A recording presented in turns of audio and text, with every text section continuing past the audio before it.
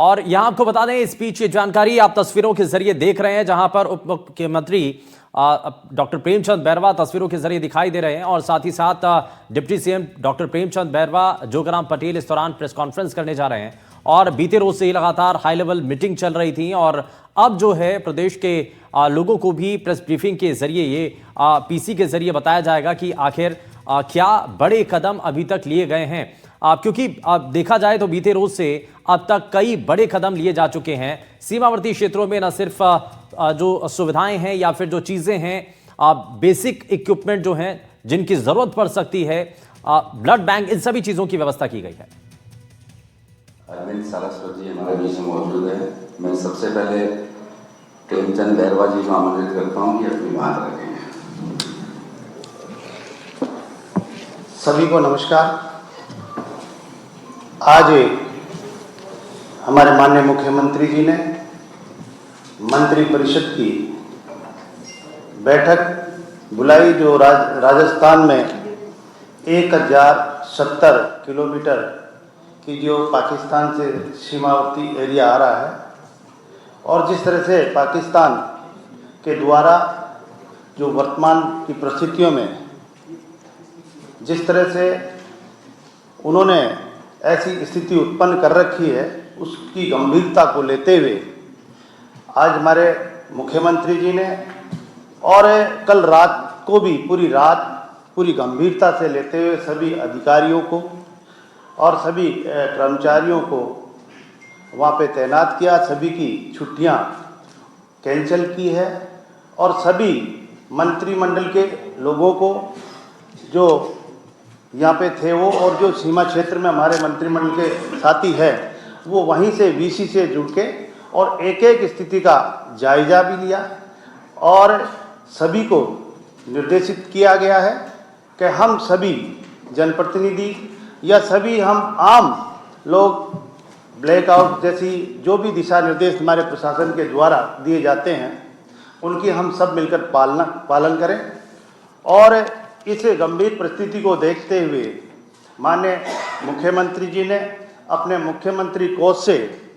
7 जिलों में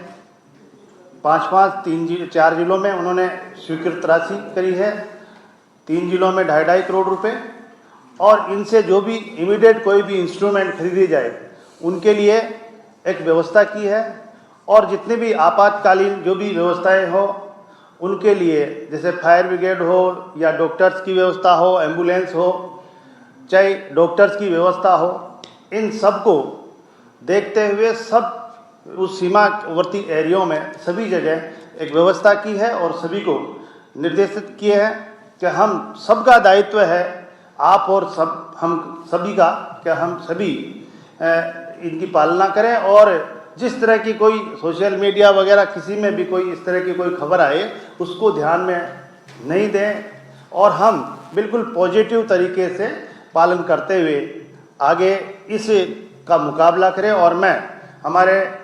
सेना के साथियों से बहुत बहुत धन्यवाद और बधाई देना चाहूँगा कि उन्होंने जिस तरह से यहाँ कोई जनहानि नहीं होनी थी और उनको परास्त करते रहे। इसी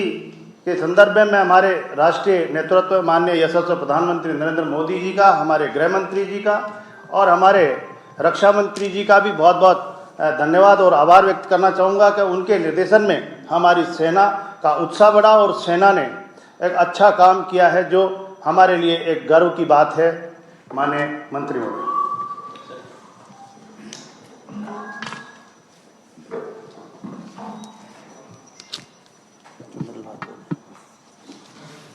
साथियों, आज एक अलग परिस्थिति में आप सबके रूबरू होने का अवसर मिल रहा है। भारत एक शांतिप्रिय देश रहा है, इसका इतिहास हमेशा शांतिप्रिय रहा है और वसुधैव कुटुंबकम की भावना से काम करता है। परंतु जब भी इतिहास में भारत देश को, हमारे हिंदुस्तान को किसी ने छेड़ा है तो हिंदुस्तान ने उसको छोड़ा नहीं। और इसी की पृष्ठभूमि में वर्तमान परिस्थिति में आज हम आपसे रूबरू हो रहे हैं। भारत और पाकिस्तान एक ही धरती के देश थे। किन परिस्थितियों में पाकिस्तान का धर्म के आधार पर उदय हुआ, ये इस विषय में जाने की आवश्यकता नहीं है, परंतु कभी भी पाकिस्तान ने उदय होने के उपरांत और उदय के समय से जो अपनी नापाक हरकतें प्रारंभ की, मानवता को शर्मसार करने की हरकतें प्रारंभ की, उसको अभी तक बंद नहीं किया है। हम साक्षी हैं सन 1965 के युद्ध के, सन 1971 के युद्ध के, और बाद में जब सन 1991 का युद्ध हुआ उससे अनेक बार मुँह खाने के उपरांत भी पाकिस्तान अपनी हरकतों से कभी बाज नहीं आया है। मित्रों, आप इतिहास की पृष्ठभूमि में जाएंगे तो ये देखेंगे कि पाकिस्तान की निर्वाचित कोई भी सरकार अपना कार्यकाल पूरा नहीं कर पाई और हमारे यहाँ स्वस्थ लोकतंत्र में सत्ता का हस्तांतरण आस्ते आस्ते सहयोग से होता है। और इसी का परिणाम है कि कल रात पाकिस्तान की जेल से छुड़ाने को जनता आबाद हो गई थी। और हमारा ये मानना है कि ये जो वर्तमान परिस्थिति है जिसके कारण न केवल भारत और पाकिस्तान बल्कि अभी तो अनेक देशों को भी चिंता में डाल दिया है। हमारा नेतृत्व देश का इस विचार का है, पक्की विचार का है कि हम किसी की सार्वभौम पर कोई अतिक्रमण नहीं करेंगे, न उनको छेड़ेंगे, परंतु अगर हमारे साथ कोई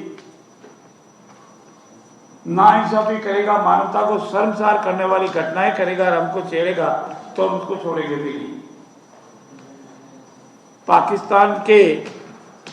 पाकिस्तान द्वारा पोषित आतंकियों ने जो घटनाक्रम किया जिससे आप वाकिफ हैं, और उसी वक्त हमारे प्रधानमंत्री जी ने ये कहा था कि हम उन आतंकियों को ऐसा सबक सिखाएंगे कि वो उसकी कल्पना भी नहीं कर सकते। और उसी के परिणाम स्वरूप उनका जो ठिकाने थे उनको नेस्तनाबूद किया गया, समाप्त किया गया। परंतु और किसी भी सिविलियन को या पाकिस्तान की मिलिट्री को या पाकिस्तान के मिलिट्री के ठिकानों को टच भी नहीं किया गया। परंतु कल रात पुनः पाकिस्तान ने वो गैर जिम्मेदाराना हिमाकत की जिसका मुंह तोड़ जवाब हमारी सेनाओं ने दिया, जिसका धन्यवाद हमारी उप मुख्यमंत्री जी ने आपके समक्ष सभी तीनों सेनाओं को दिया। कल से और एक दिन पहले से ही हमारे यशस्वी मुख्यमंत्री आदरणीय भजनलाल जी